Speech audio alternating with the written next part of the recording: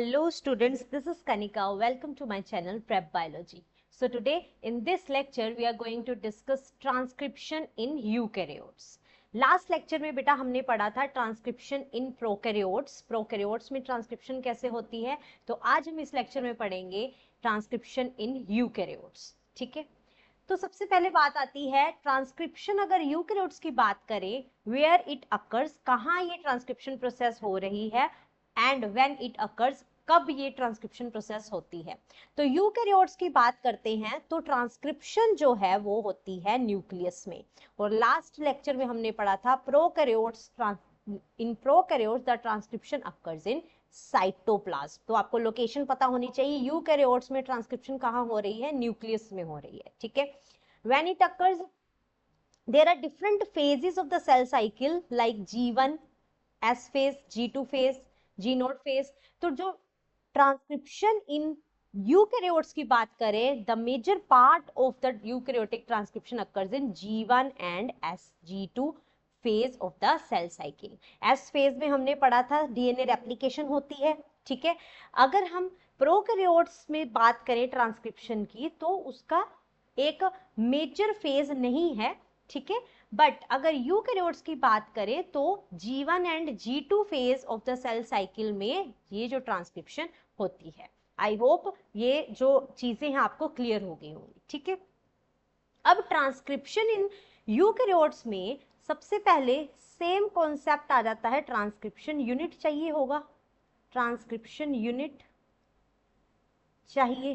Transcription unit वाले lecture में हमने पढ़ा था there are 3 components of the transcription unit, promoter, structural gene and terminator. ठीक है, और इसके 2 स्ट्रैंड्स होते हैं।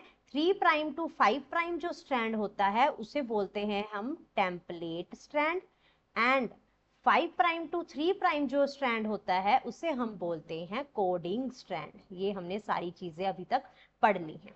ठीक है, तो ट्रांसक्रिप्शन यूनिट हेल्प करेगा किसमें, ट्रांसक्रिप्शन करने में। ठीक है, अब ट्रांसक्रिप्शन क्या है, डीएनए से हमने क्या बनाना है, mRNA, मतलब आरएनए बनाना है। इस प्रोसेस को हम ट्रांसक्रिप्शन बोलते हैं।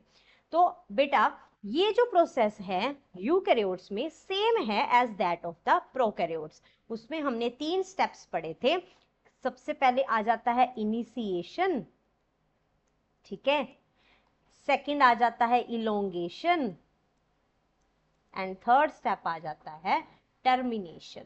ठीक है, अब हमने प्रोकैरियोट्स का जल्दी से रिवाइज कर लेते हैं। प्रोकैरियोट्स में हमने पढ़ा था इनिशिएशन में कौन सा फैक्टर आया था, सिग्मा फैक्टर आया था। उसकी हेल्प से प्रोमोटर रीजन में आरएनए पॉलीमरेज बाइंड कर गया था। अब प्रोमोटर रीजन में आरएनए पॉलीमरेज जब बाइंड कर गया तो वो क्या करेगा, टेम्पलेट स्ट्रैंड के ऑपोजिट यहाँ पे न्यूक्लियोटाइड बेसिस ऐड कर देगा और एमआरएनए की चेन बना देगा। टर्मिनेशन में क्या होता है, जब आरएनए पॉलीमरेज टर्मिनेटर तक पहुंचता है तो जो रिएक्शन है वो स्टॉप हो जाती है, और जो ये जो एमआरएनए की सीक्वेंस नहीं बनी वो सेपरेट आउट हो जाती है। सो दिस प्रोसेस, जो ये प्रोसेस है हमने प्रोकैरियोट्स में पढ़ा।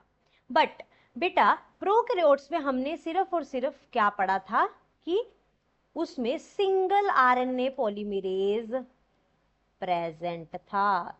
सिर्फ और सिर्फ सिंगल आरएनए पॉलीमरेज, एक तरह का आरएनए पॉलीमरेज ही प्रेजेंट था किसमें, प्रोकैरियोट्स में। बट बेटा यूकैरियोट्स की बात करें तो there are 3 types of RNA polymerases are present in the eukaryotes. ठीक है, तो कितने तरह के आरएनए पॉलीमरेज प्रेजेंट होते हैं यूकैरियोट्स में, 3 तरह के। एक होता है RNA polymerase 1, second is RNA polymerase 2, and third is RNA polymerase 3। अब हमें पता है आरएनए जो पॉलीमरेजेस हैं वो आगे क्या करते हैं, ट्रांसक्रिप्शन में हेल्प करते हैं, ट्रांसक्राइब करते हैं, जो कि अलग अलग टाइप्स के क्या बनाते हैं, आरएनएस बनाते हैं। ठीक है, तो बेटा याद रखना इन तीनों टाइप्स के जो आरएनए पॉलीमरेजेस हैं वो अलग अलग टाइप के आरएनएस बनाएंगे आगे। जैसे कि फर्स्ट जो टाइप है आरएनए पॉलीमरेज 1 वो बनाएगा RNA, that is ribosomal RNA. RNA polymerase 2 जो है वो बनाएगा mRNA, that is messenger RNA. And RNA polymerase 3 वो बनाएगा tRNA, that is transfer RNA. तो आपको पता होने चाहिए कि कौन सा टाइप ऑफ आरएनए पॉलीमरेज कौन सा आरएनए की टाइप बनाता है, ठीक है। तो आप यहाँ पे निमोनिक ये यूज कर सकते हैं, जो कि मैंने अपने टाइम पे ये यूज करा था, दैट इज 1 2 3। ये आरएनए पॉलीमरेजेस हो गए RMT। RMT से याद कर सकते हैं, RMT मतलब 1 2 3।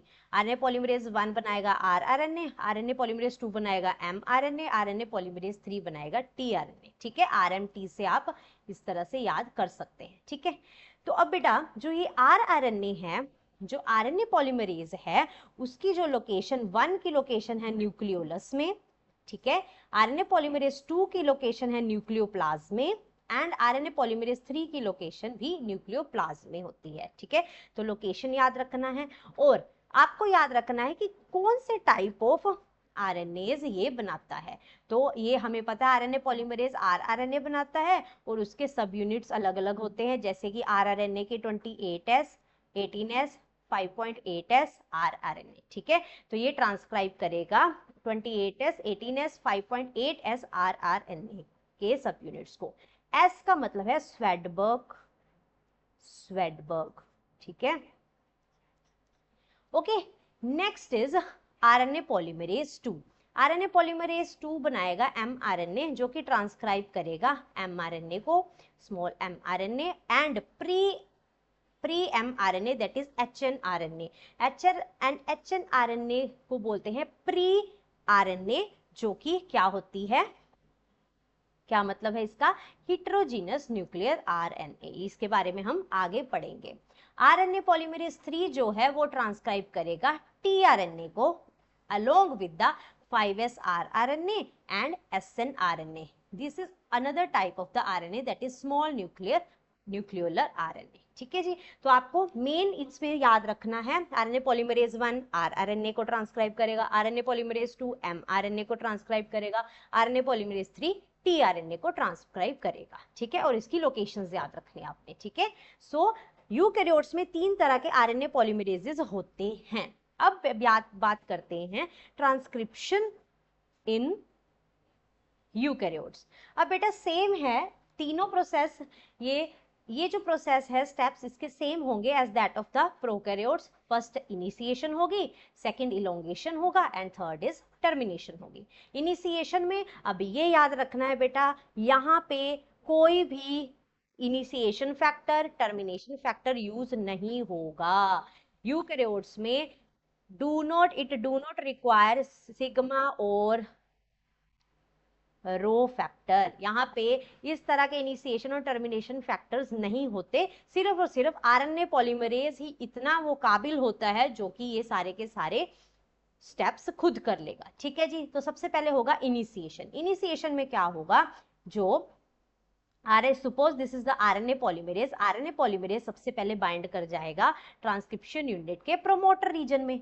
जैसे ही वो प्रोमोटर रीजन में स्टार्ट करेगा बाइंड करना, तो फिर ये इलोंगेशन प्रोसेस होगा। Second process is elongation. जैसे ही वो स्टार्ट करेगा तो ये यहाँ पे ऐड करना स्टार्ट कर देगा complementary to the template strand, क्योंकि हमें पता है टेम्पलेट स्ट्रैंड ही क्या करता है, as a parental strand act करता है for the synthesis of mRNA, ठीक है। तो यहाँ पे हमें पता है, अगर यहाँ पे adenine guanine cytosine, adenine adenine guanine guanine cytosine guanine, तो अगर ये आपके पास सीक्वेंस है, तो यहाँ पे एडेनिन बाइंड करता है। mRNA में क्या होता है, थायमिन प्रेजेंट नहीं होता, तो एडेनिन बाइंड करेगा यूरेसिल के साथ, guanine cytosine, cytosine guanine, adenine uracil, adenine uracil, तो ऐसे ऐसे हमारे पास ये न्यूक्लियोटाइड बेसिस इलोंगेशन प्रोसेस में ऐड होते रहेंगे। ये न्यूक्लियोटाइड बेसिस कौन ऐड कर रहा है, आरएनए पॉलीमरेज ऐड कर रहा है, ठीक है जी। जैसे ही वो टर्मिनेटर की साइड तक यहाँ पहुंचेगा, तो यहाँ पे स्टॉप हो जाएगा प्रोसेस, एंड जो ये हमारे पास आरएनए बना वो हमारे पास अलग से सेपरेट आउट हो जाएगा, ठीक है जी। तो दिस इज द mRNA, ठीक है।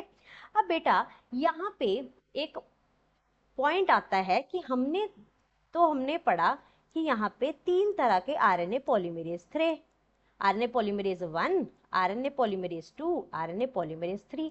अब यहाँ पे प्रोमोटर रीजन में इन तीनों में से कोई भी बाइंड कर सकता है, ठीक है। तो भाई अगर आरएनए पॉलीमरेज 1 बाइंड करेगा तो मैंने क्या बताया था आपको, कौन सा आरएनए बनेगा, 1 बनाता है आर आरएनए, मतलब यहाँ पे आर आरएनए बनेगा।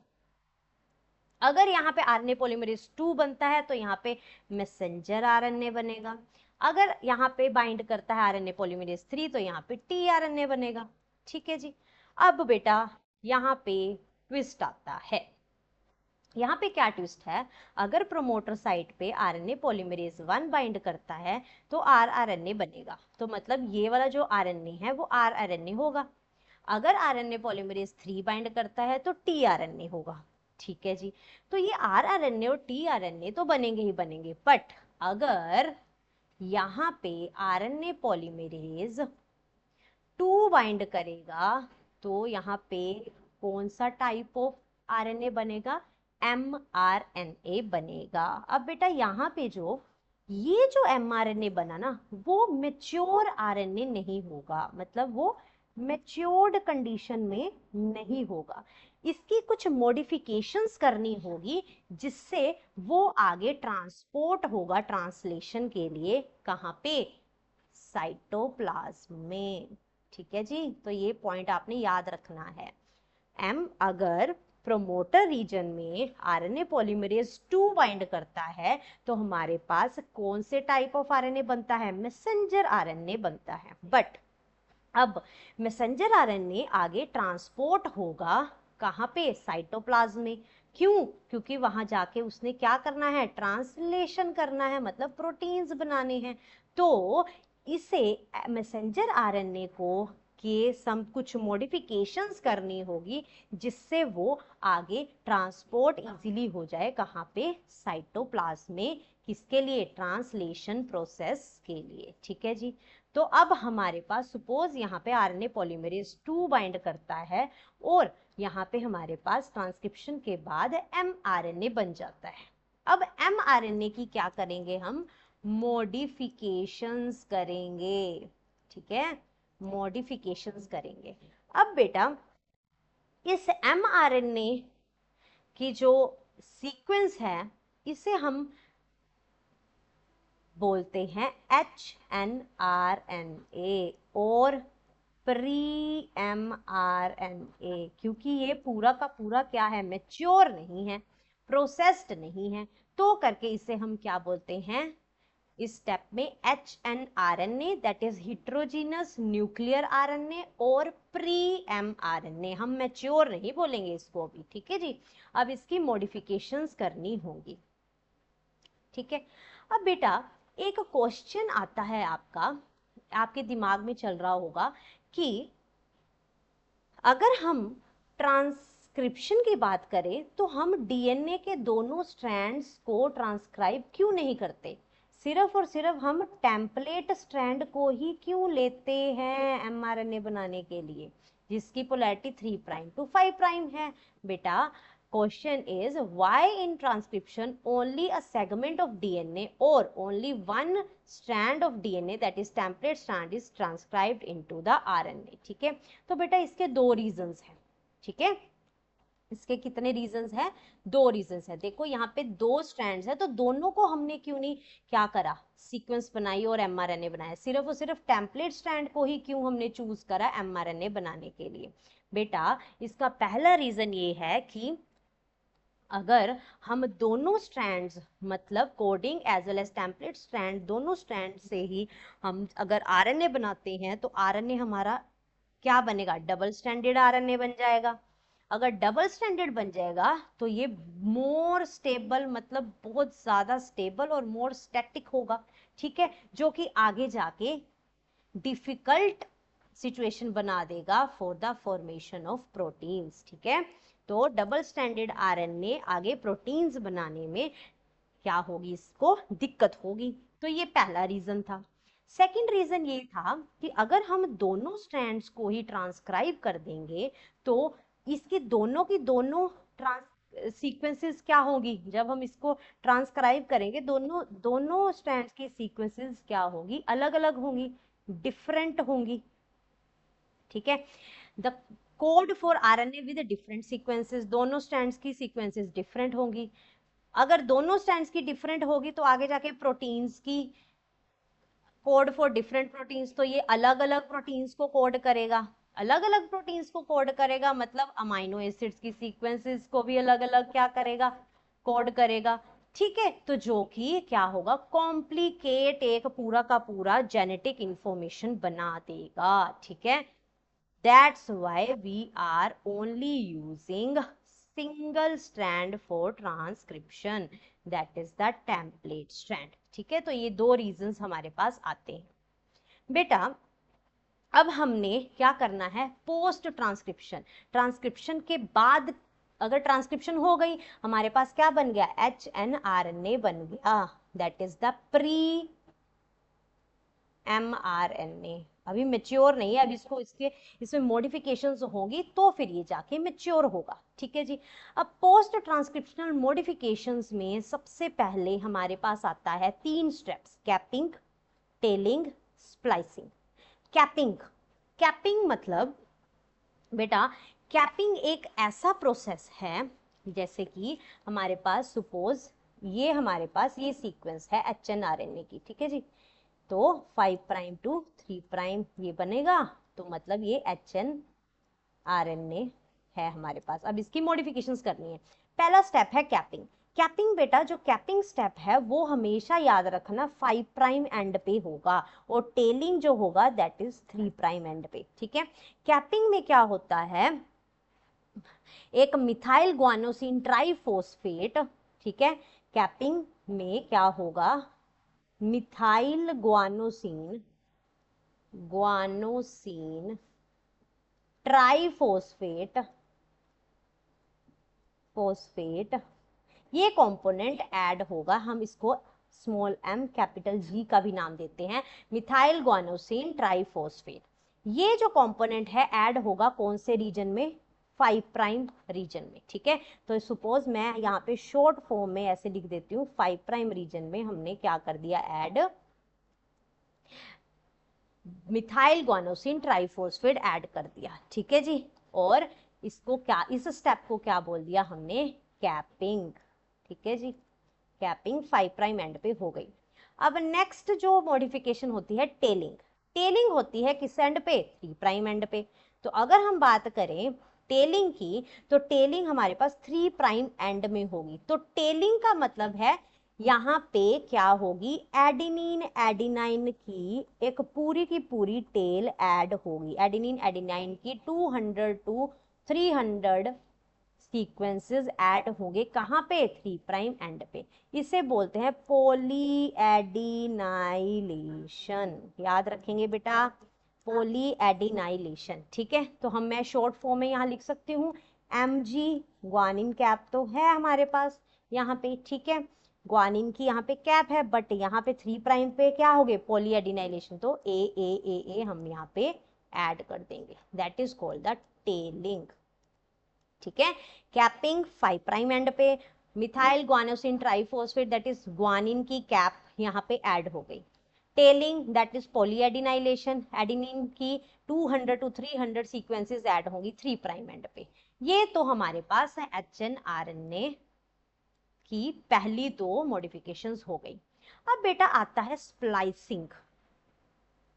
स्प्लाइसिंग आप याद रखोगे बेटा, स्प्लाइसिंग क्या है, स्प्लाइसिंग एक ऐसा प्रोसेस है, स्प्लाइस मतलब हम कुछ काट रहे हैं। ठीक है, ठीक है, तो अब हमारे पास ये सीक्वेंस है,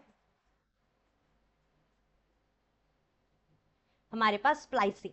अब बेटा याद रखना HNRNA जिसे हम प्री mRNA और हम क्या बोल रहे हैं, इसे RNA ट्रांसक्रिप्ट भी बोल रहे हैं, प्री RNA ट्रांसक्रिप्ट। ठीक है, ये सारे के सारे नाम हैं किसके, HNRNA के, ठीक है। हेटेरोजेनस न्यूक्लियर आरएनए में यहाँ पे कैपिंग हो गई एंड टेलिंग हो गई, 3 प्राइम पे टेलिंग हो गई। अब लास्ट इज स्प्लाइसिंग। बेटा जो HNRNA है उसके पास इस तरह के क्या होते हैं, 2 तरह के रीजन्स प्रेजेंट होते हैं, ठीक है। द यूकैरियोटिक ट्रांसक्रिप्ट कंटेन, एक को बोलते हैं हम इंट्रोन, ये जो ऑरेंज वाले मैं बना रही हूं that is the intron sequences, ठीक है जी। और जो ये बीच में पर्पल कलर के बन रहे हैं ये सीक्वेंसेस होंगे एक्सोन्स, एक्सोन्स, एक्सोन्स, एक्सोन्स, ठीक है जी। तो बेटा जब mRNA बनता है तो इस तरह की सीक्वेंस बीच में होती है। इंट्रोन्स क्या होते हैं, introns are the non coding sequences. Introns एक ऐसी सीक्वेंसेस हैं जो कि नॉन फंक्शनल होती हैं, मतलब ये ट्रांसक्राइब तो हो जाती हैं बट आगे ट्रांसलेशन इसकी नहीं होती। नॉन कोडिंग मतलब do not code for any protein sequences होती हैं ये। एक्सोन्स क्या होती हैं, इसके ऑपोजिट। Exons are the coding sequences, expressed sequences, functional sequences जो कि आगे ट्रांसलेशन, जिसकी आगे ट्रांसलेशन होती है, जो कि कोड करती हैं स्पेसिफिक प्रोटीन से। अब बेटा स्प्लाइसिंग में क्या होता है, इंट्रोन्स रिमूव होते हैं। इंट्रोन्स को हम कुछ प्रोटीन्स की हेल्प से रिमूव करते हैं, ठीक है जी। अब बेटा स्प्लाइसिंग में क्या होगा, इंट्रोन्स रिमूव होंगे। Splicing is the process in which the removal of introns takes place, and जब ये इंट्रोन्स रिमूव हो जाएंगे तो एक्सोन्स आपस में क्या हो जाएंगे, ज्वाइन हो जाएंगे, ठीक है जी। तो that process is called the splicing, ठीक है। तो स्प्लाइसिंग बेटा with the help of spliceosome, spliceosome से होते हैं। स्प्लाइसियोसोम एक ऐसे प्रोटीन्स हैं which are large ribonucleoprotein complex. These are the large ribonucleoprotein complexes, ठीक है। ये जो लार्ज राइबोन्यूक्लियोप्रोटीन कॉम्प्लेक्सेस हैं ये आते हैं और क्या करते हैं, रिमूव कर देते हैं इंट्रोन्स को इजीली, एंड जब ये रिमूव हो जाएंगे तो एक्सोन आपस में क्या हो जाएंगे, ज्वाइन हो जाएंगे, ठीक है जी, ज्वाइन हो जाएंगे with the help of ligase enzyme, ठीक है जी। तो these are the post transcriptional modifications of HNRNA और mRNA। ये पेपर में कई बार क्वेश्चन रिपीट हुआ है बेटा, बहुत इंपॉर्टेंट है। HNRNA की प्रोसेसिंग, पोस्ट ट्रांसक्रिप्शनल मॉडिफिकेशंस, कुछ भी आप कह सकते हो। तो जल्दी से हम रिवाइज कर लेते हैं भाई। हमारे पास HNRNA है 5 प्राइम टू 3 प्राइम। सबसे पहले होगी क्या, कैपिंग। कैपिंग में मिथाइल ग्वानोसिन ट्राइफॉस्फेट ऐड होगा कौन से एंड पे, 5 प्राइम एंड पे। फिर होगी टेलिंग। टेलिंग में क्या होगा, adenylate residues 200 to 300 residues add होंगे जिसे हम पॉली एडिनाइलेशन कहते हैं, कौन से एंड पे, 3 प्राइम एंड पे। फिर आगे स्प्लाइसिंग। स्प्लाइसिंग होती है with the help of spliceosome. Spliceosome एक ये इस तरह के प्रोटीन कॉम्प्लेक्सेस हैं जो कि स्प्लाइसिंग इंट्रोन्स को रिमूव करते हैं, ठीक है। जब इंट्रोन्स यहाँ से रिमूव हो गए तो एक्सोन्स लाइगेज की हेल्प से आपस में क्या कर लेते हैं, ज्वाइन कर देते हैं। तो HNRNA से क्या बन गया, मैच्योर mRNA, प्रोसेस्ड mRNA बन गया, ठीक है जी। तो this is the processing of HNRNA। I hope this process is clear to you all. अगर हम एनसीईआरटी की बात करें, एनसीईआरटी बुक में आपको ये डायग्राम दे रखा है, initiation, elongation and termination process के बाद हमारे पास this is the guanine cap, exon introns present है, स्प्लाइसिंग होगी, ठीक है। स्प्लाइसिंग के बाद हमारे पास मैच्योर आरएनए बन जाएगा। मेच्योर जब आरएनए बन गया मतलब यहाँ पे ट्रांसक्रिप्शन कहाँ पे हो रही है, ये हो रही है न्यूक्लियस में। अब जो ये फुल्ली प्रोसेस्ड एचएनआरएनए है उसको मेच्योर एमआरएनए बोल दिया गया। अब मेच्योर एमआरएनए तैयार है कहाँ जाने के लिए, ट्रांसलेशन करने के लिए। ट्रांसलेशन कहाँ पे हो रही है, साइटोप्लाज्म में हो रही है, ठीक है। तो ये आगे मूव कर जाएगा ट्रांसलेशन प्रोसेस करने के लिए, कहाँ पे, साइटोप्लाज्म में, ठीक है जी। अगर हम this is all about the process of transcription in eukaryotes and the processing of hnRNA। अगर हम डिफरेंस की बात करते हैं prokaryotic transcription and eukaryotic transcription की, प्रोकैरियोटिक ट्रांसक्रिप्शन होता है साइटोप्लाज्म में, यूकैरियोटिक ट्रांसक्रिप्शन होता है न्यूक्लियस में। प्रोकैरियोटिक ट्रांसक्रिप्शन में कोई स्पेसिफिक पीरियड नहीं होता कि वो ट्रांसक्रिप्शन कब हो रही है, बट यूकैरियोटिक ट्रांसक्रिप्शन का major part G1 and G2 phase of the cell cycle में होता है। प्रोकैरियोटिक ट्रांसक्रिप्शन में sigma and rho factors required हैं, बट यहाँ पे it do not required any sigma and rho factor, okay. Prokaryotic transcription में single RNA polymerase होगा। Eukaryotic transcription में 3 तरह के आरएनए पॉलीमरेज होंगे जो कि आरएमटी that is rRNA, mRNA and tRNA को कैटालाइज करेंगे। प्रोकैरियोटिक ट्रांसक्रिप्शन में जो mRNA बनता है दैट इज पॉलीसिस्ट्रोनिक, मल्टीपल सिस्ट्रोन होते हैं, ठीक है। एंड यूकैरियोटिक ट्रांसक्रिप्शन में जो mRNA बनता है दैट इज मोनोसिस्ट्रोनिक। पॉलीसिस्ट्रोनिक मोनोसिस्ट्रोनिक का डिफरेंस की एक वीडियो मैंने ऑलरेडी बना रखी है बेटा, तो अगर आप चेक करना चाहते हो तो आप डिस्क्रिप्शन में प्लेलिस्ट चैप्टर नंबर 5 की देख सकते हो, ठीक है जी। And the last is prokaryotic transcription में स्प्लाइसिंग नहीं होती, बट यूकैरियोटिक में स्प्लाइसिंग होती है for the modification of hnRNA। This is all about today's lecture about the transcription in eukaryotes, post transcriptional modifications of pre-mRNA, hnRNA. This is the very important topic for your class 12th board examination. I hope this topic is clear to you all. If you like this lecture, like, share and subscribe my channel, that is Prep Biology. Thank you.